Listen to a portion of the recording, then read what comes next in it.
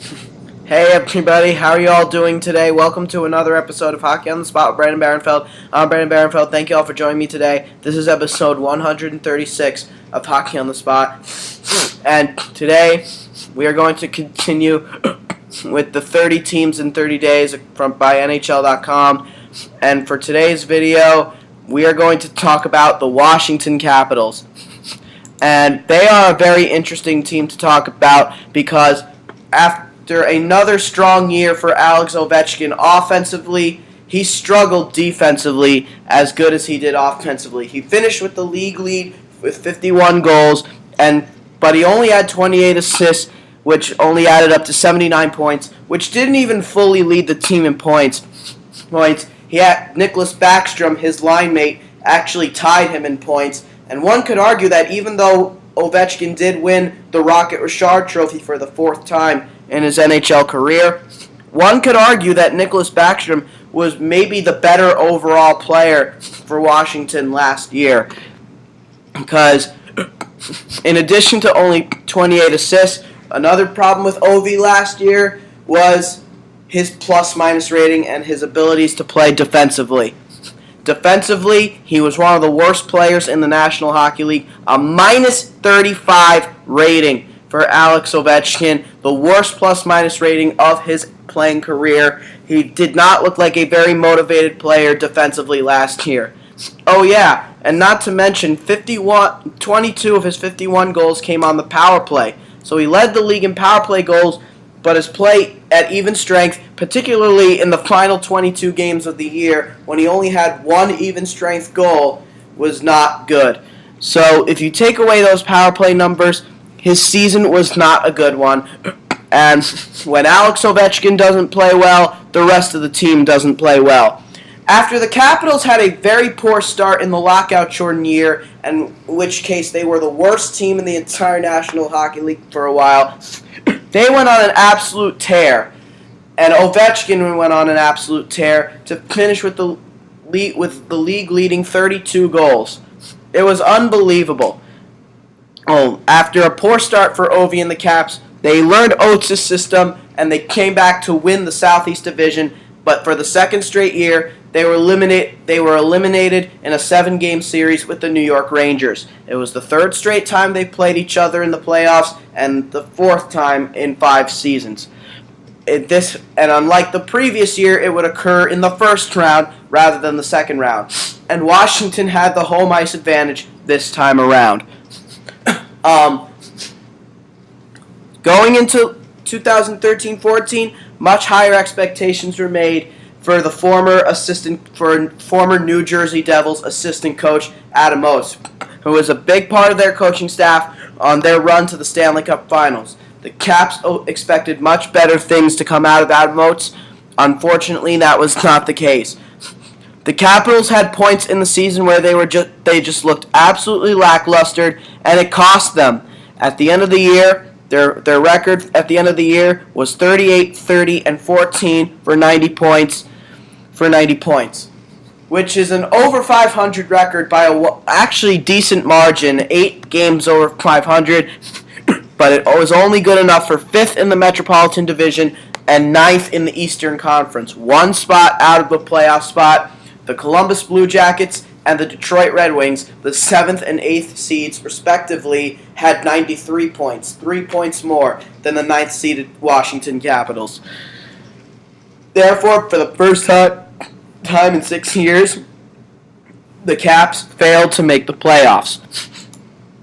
And when a team that has had such high expectations in the last 6 years and has failed to meet them all 6 years misses the playoffs, changes are made. Particularly in the front office. George McPhee was let go as GM and was replaced by Brian McClellan, who becomes the 6th GM in team history. Adam Oates, the head coach, would also be fired, and he would be replaced by the longtime Nashville Predators coach and franchise Nashville Predators coach Barry Trotz. That's right. Up until this year, the Nashville Predators were the only team that Barry Trotz had ever coached, And Barry Trotz was the only coach that the Predators ever had in their history. So for Barry Trotz, it's a brand new experience going to a new setting for the first time in his coaching career. Here, and that's leaving a lot of questions going into the season of how good he's going to be able to perform as Caps head coach. We'll get into some of the big questions later, but his mission going into the year is not to take away Alex Ovechkin's offensive prowess, but turn him into a better two-way player as well. We look in the past history and look at a guy like Steve Yzerman, the great Steve Yzerman, Stevie Y, one of the greatest captains in NHL history. He used to be nothing but offense. This is a player who used to be nothing but offense, and it hurt the Red Wings' chances of winning a cup. Though they would always get into the playoffs, they wouldn't win Stanley Cups because he wouldn't play defensively. When he was asked to play more of a two-way role, the Red Wings were great, and Yzerman captained the team to 3 Stanley Cups. So, which tells you if a guy like Steve Yzerman could learn the defensive side of the game, so can a guy like Alex Ovechkin. So, Barry Trotz will now come in with the mission of turning Ovechkin into a more complete player and to bring a crash and bang type style to Washington. Because one issue Washington definitely had last year, as good as they were offensively, once again, they were not a team that would crash the net. And Barry Trotz is the type of coach that likes to see his players crash the net. Now, one could argue that Barry Trotz is more of a defensive coach, but anyone else will tell you that maybe the only reason he was just a defensive coach was because of what he had to work with and with what upper management wanted to build in Nashville. All of Nashville's stars came in the goal crease and on the blue line. They never really had the big offensive stars in their franchise. Well, except for maybe Paul Kariya when he was a member of the Predators. He was a great member for the Nashville Predators. But other than that, they really never had that big offensive powerhouse that was going to put 40 goals or 100 points in the net. The record for most goals in a season by a Nashville Predator to this day is held by Jason Arnott from 2008-2009, 33 goals. Which is unbelievable when you think about it. Nashville is the only franchise that's never had a 40-goal scorer or a 100-point scorer. And Barry Trotz, what one could argue, was a big reason behind that because he built from his defense. And from the defense he's built, they're coming out now with Shea Weber, Seth Jones, Roman Josi, and among others, Ryan Suter when he was in Nashville. But that's beside the point. Leaving that legacy behind in Nashville and now coming to Washington, a team who plays a complete opposite style from Nashville, a team that in their 6 consecutive years of making the playoffs have been known for building around Alex Ovechkin and being more of an offensive powerhouse type team, and really not being so much of a defensive type unit, and not having the best goaltending either. They revolved solely around their offense, and it worked for all these years. Last year, however, it did not work, and a change had to be made. And this will be a good change for the Washington Capitals because it'll help them to get hopefully farther in the playoffs and not just the second round. With these changes in the upper management, changes in the lineup also needed to be made. They let go of defenseman Tyson Strachan as he went on to sign with the Buffalo Sabres. He only played 18 games for the Caps last year, but the majority of his games played came at the end of the season when they were fighting to make the playoffs. And they were also let go of goaltender Yaroslav Halak, who did not live up to the hype he was given when he was acquired from the Buffalo Sabres. This was a goalie who was expected to bring them to the playoffs. It did not happen, and they traded his rights. Yaroslav Halak's rights would be traded to the New York Islanders, and the Islanders would then go on to sign Yaroslav Halak. However, one departure that the Caps were trying to bring back but failed to do so was Mikhail Grabovski, and that could prove to be a big loss for the Washington Capitals. He was their second-line center last year, and like Yaroslav Halak, he too went on to sign with the New York Islanders, signing a big deal.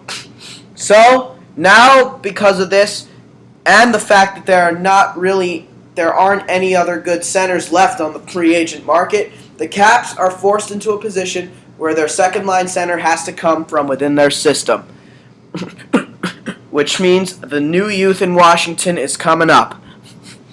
As far as additions go for this season, the additions that the Caps made this year were solely to build around their defense.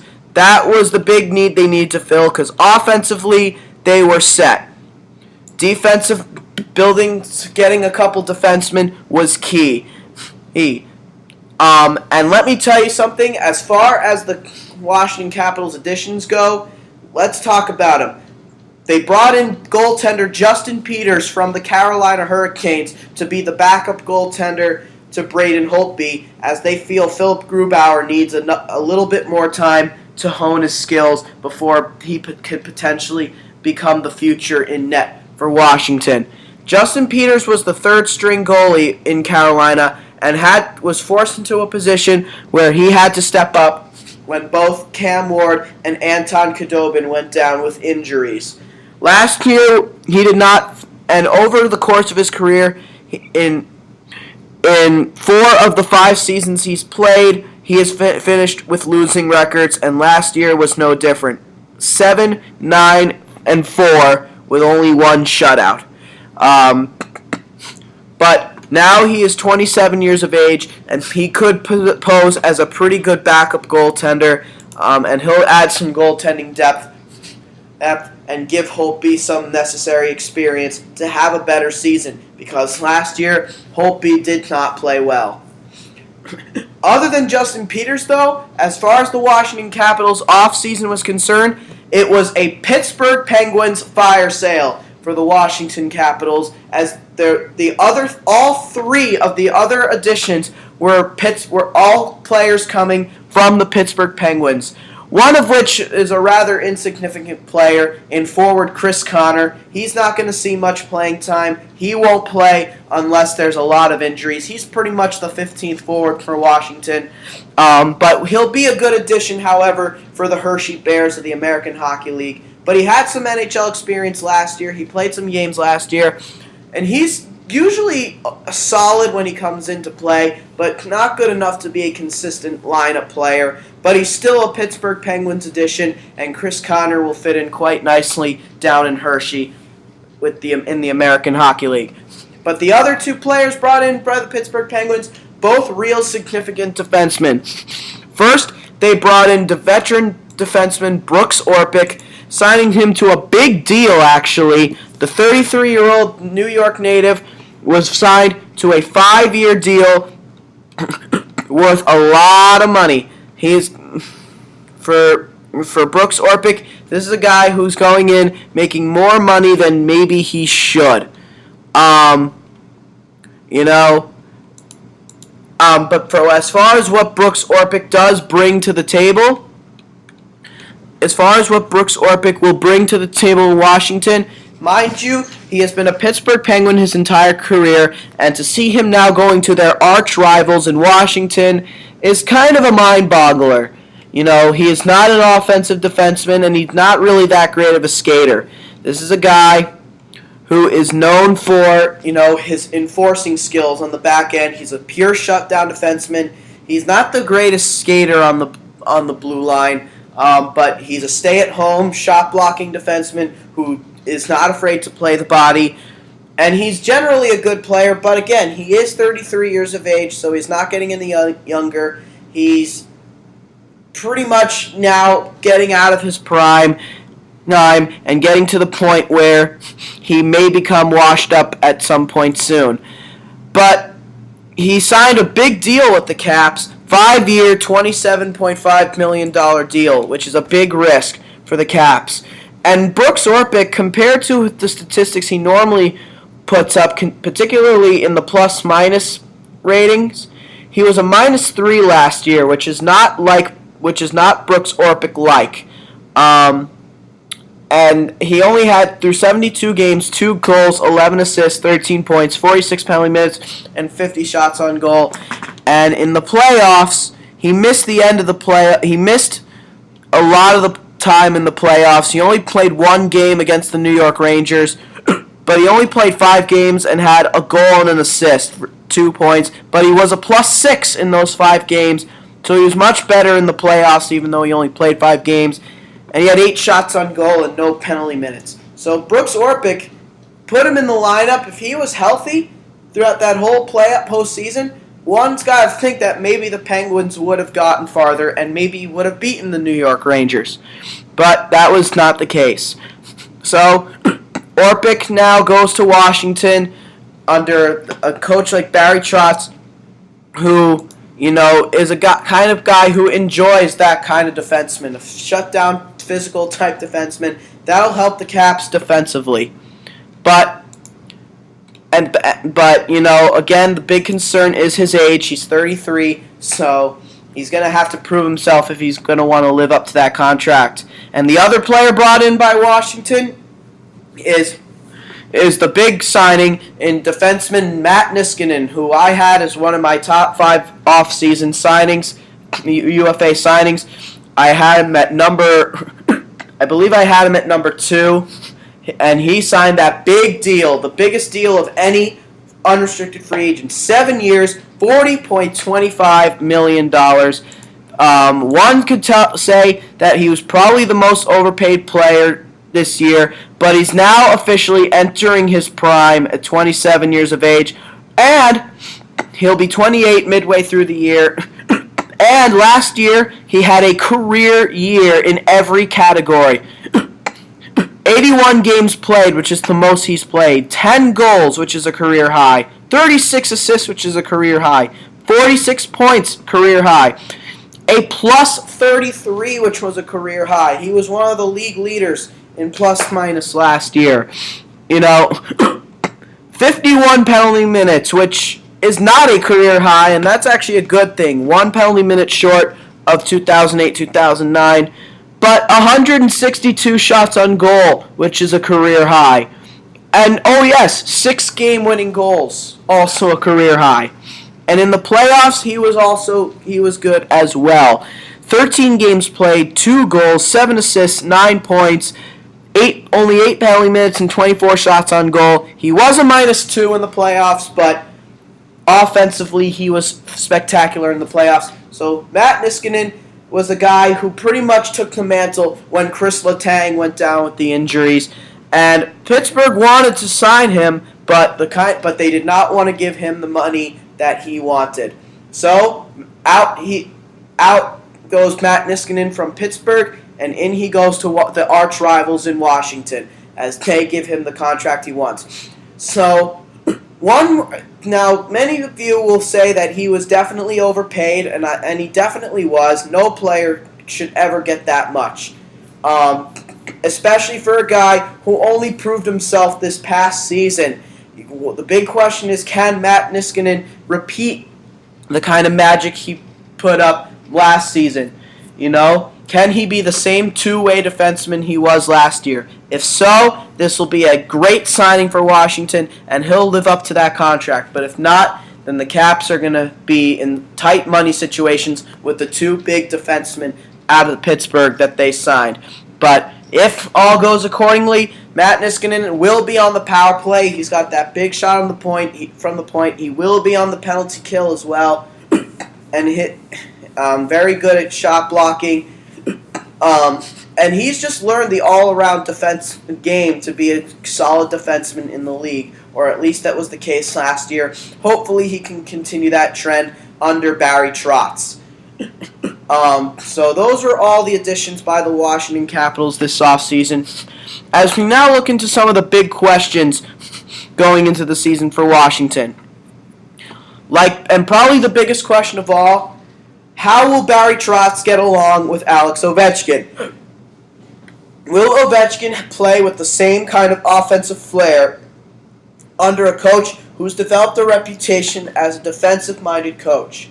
But Barry Trotz has said he's not there to eliminate Ovechkin's offense, but just make him a better defensive player and make him a better two-way player, while keeping the same amount of offense. Will youngsters like Carl Alsner and John Carlson, who both had rough years last year, get back to playing the potential they showed in both of their career years in 2010, 2011. Both of them have not been the same players since that season. Hopefully that can be the case.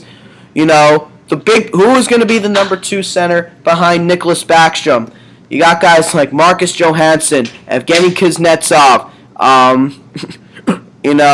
Brooks Laich has been there before. Andre Burakovsky is naturally a left winger, but he's another kid who could play center, as you got to figure he'll battle for a lineup spot this year. Can Kuznetsov be the same player that he was as a prospect in the KHL? Is he ready to finally break out? And will the new goalie coach Mitch Korn turn Braden Holtby around? Mitch Korn is another addition coming from the Nashville Predators to add on to the coaching staff. And he made Pekka Rinne into a stellar goaltender. Can he do the same to Braden Holtby? And probably, in my mind, one of the bigger questions of all, obviously, will Matt Niskanen be the same player he was last year and live up to that contract? But, going back to Ovechkin for a minute, will Alex Ovechkin play better at even strength?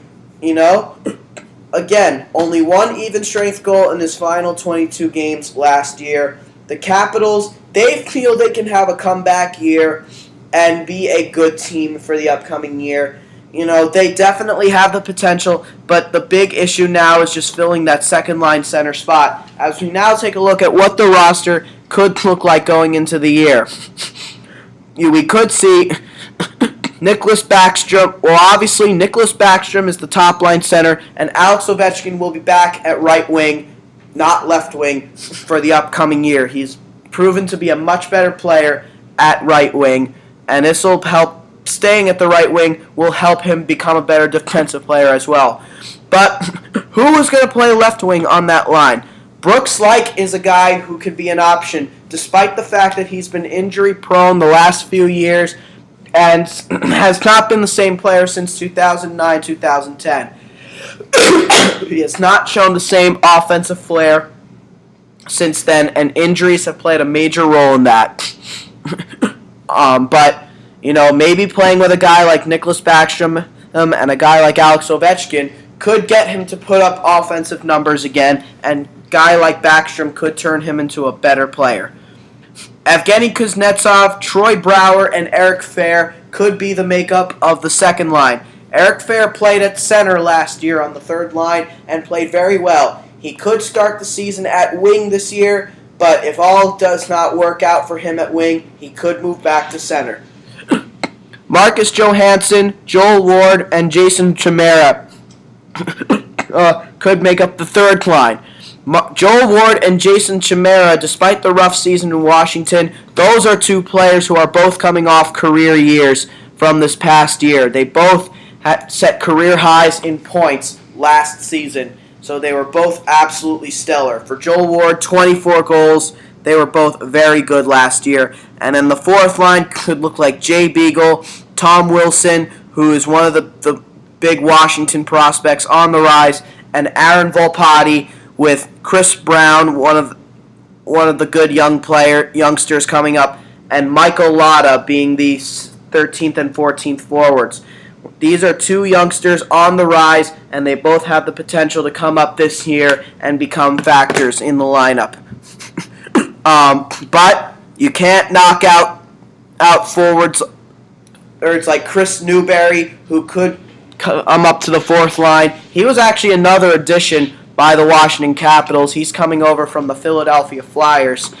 But he could come up and play on the fourth line. And then Andre Burakovsky, the big prospect in Washington, the guy who is developing into a superstar type status, having very similar expectations to the kind that Evgeny Kuznetsov had before he came up last year.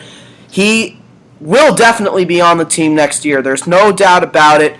It's just a matter of who is going to be out of the lineup when he does. One's got to think that Aaron Volpatti could be taken out of the lineup, and a guy like Jason Chimera could move down to the fourth line.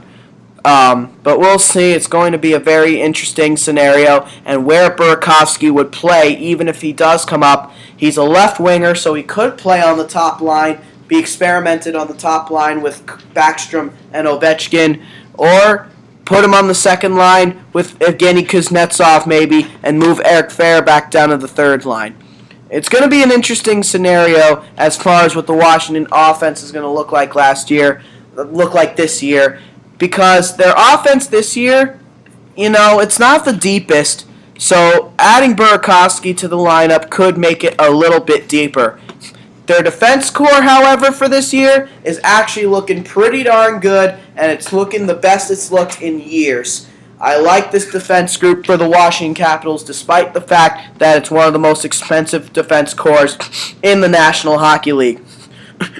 Brooks Orpik could be on the top defense pair with John Carlson. Matt Niskanen could be on the second defense pair with Karl Alzner. And then you got Dmitry Orlov, another youngster on the rise, who will probably be a mainstay in the lineup for this coming year.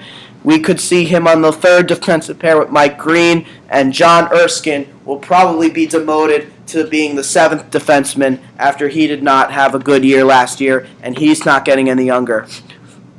That's what the defensive pair could look like. However, don't be surprised if at some point Niskanen and Carlson do switch positions, and Karl Alzner and John Carlson, or the Carlsner combination, as it's called, do get back together, and then Matt Niskanen and Brooks Orpik play together as well. Both teammates with the Pittsburgh Penguins, but they did not play together in Pittsburgh. They rarely ever played on the same defense pair at even strength.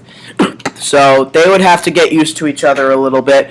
And then in goal, you got Braden Holtby and Justin Peters as the backup.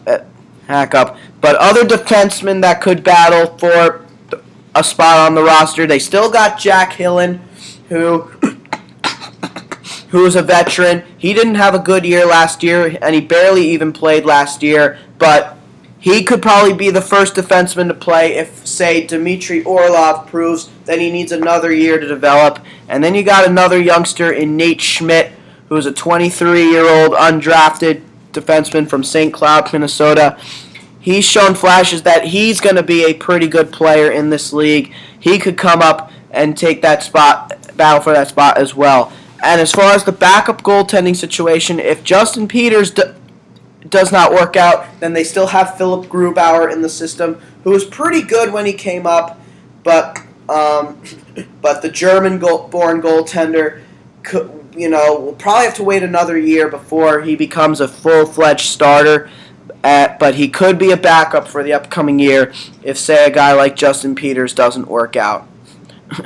Now, let's take a look at the Capitals' top 10 prospects for the upcoming year. This, so far, based off what I could tell, this could very well be the deepest prospect pool in the Metropolitan Division so far. It's definitely up there with the New York Islanders, and tied, if anything. It's definitely deeper than both the Carolina Hurricanes and the New Jersey Devils. It's a tough battle between their prospects and the New York Islanders. Evgeny Kuznetsov, who was their top-rated prospect the last couple of years, was demoted to being their number 2 prospect. Very interesting sight to see. They got Riley Barber, who was their number 5 prospect last year. He's moved up to number 3. He has a lot of high expectations. He's going to come in the lineup within the next year or so and be a factor for sure. Jakub Vrana was their first-round pick this year at 13th overall. He's going to be an offensive player and a top 6 forward. Madison Bowie, who was their second-round pick in 2013, one day he'll come up and be a primetime offensive blue liner in Washington. They have a lot of guys: Chandler Stevenson, Christian Jews, Garrett Haar, and they have a lot of prospects. But the prospect that highlights the Washington Capitals prospect pool, in my mind, I usually try to look past the number 1 prospect. But the truth is, you really cannot when it comes to the Washington Capitals. And with that being said, their number 1 prospect, left winger Andrei Burakovsky, their 23rd overall selection from the 2013 NHL entry draft. He is their number 1. He is their best prospect without question, and he is going to be a superstar. And he is the prospect that highlights my mind as far as who I think is the best prospect in their system. Last year was a major transition for Andrei Burakovsky, coming all the way from Sweden to play 57 games for the Erie Otters of the Ontario Hockey League. Andrei Burakovsky, obviously born in Austria but raised in Sweden, 6'1", 178 pounds. Normally, when it comes to European players, particularly Swedes, it usually is a tough first season after adapting to the North American game, coming over from the European game. That was not the case for Andrei Burakovsky last year. 41 goals, 46 assists, and 87 points for the Erie Otters.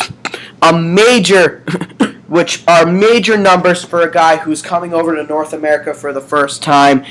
He's also been on a couple of the World Junior Championship teams for Sweden.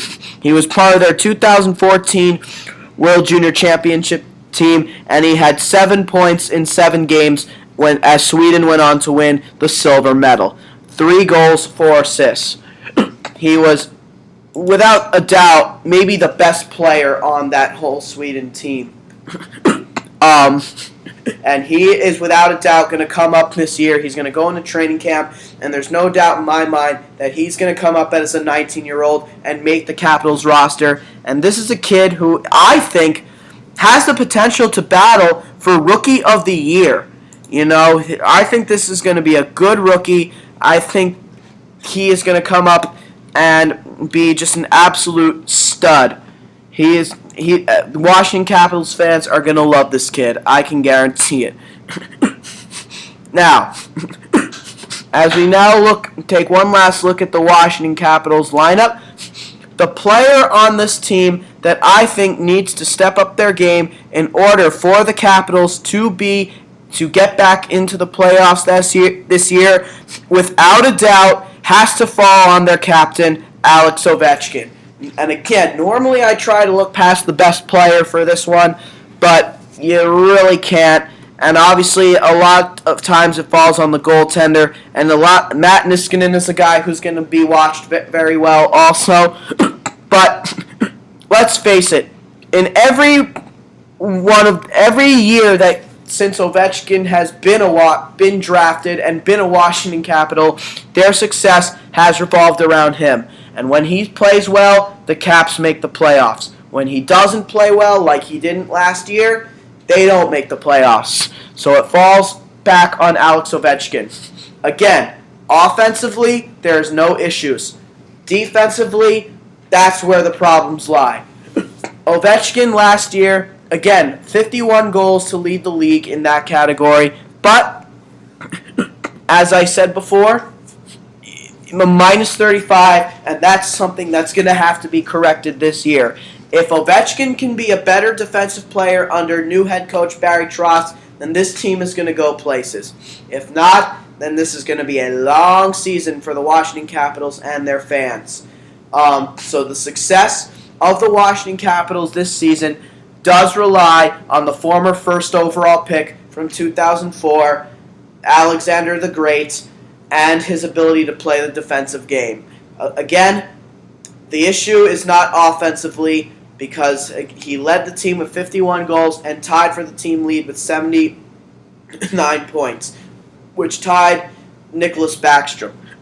But defensively, he needs to be better. Because Nicholas Backstrom last year, I mean, he was a minus 20, but that's not as bad, as Ovechkin's, But, and Backstrom only had 18 goals, but he had 61 assists for 79 points.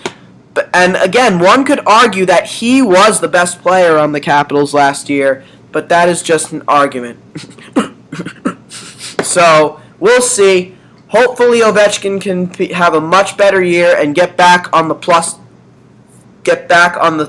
of the plus, on the plus-minus road. And if that can happen, the Caps will be a good team. Overall, do I think the Washington Capitals are a playoff team? This is actually a tough one to say because one expert says yes and one expert says no. For me personally, the last few teams that didn't make the playoffs last year, I've said no. For the Washington Capitals, I think they bolstered up their lineup this year. I really do think that they've become a better team than what they were last year, and their defense looks a lot better. And under Barry Trotz, they're going to be a better defensive team. So, I'm going to say yes. I think the Washington Capitals can get back to the playoffs in 2014-2015, and I think they will get back to the playoffs in 2014-2015. Now, I'm not saying they're going to be the highest seed in the division. I definitely don't think that's the case. And I still don't see a very far playoff run for the Washington Capitals. I'm still only seeing a first-round, potentially second-round exit because Barry Trotz is another coach who has never been past the second round in his coaching career in all those years with the Nashville Predators. So that's a major factor to look at as well. But and honestly, I don't think the Capitals are quite ready to move past the second round, and that's even if they make it that far. But I do think they are a playoff team regardless. I think they will be back in the playoffs for this coming year, and I think as far as the regular season goes, it's going to be a fun year for the Washington Capitals and their fans. And that's going to do it for episode 136 of Hockey on the Spot. Be sure to tune in tomorrow, everyone. For tomorrow's episode, we will talk about the Columbus Blue Jackets. So until then, this has been Hockey on the Spot, Brandon Barenfeld. I'm Brandon Barenfeld. Thank you all for joining me, and I'll see you all again tomorrow. Thank you, and have a great day.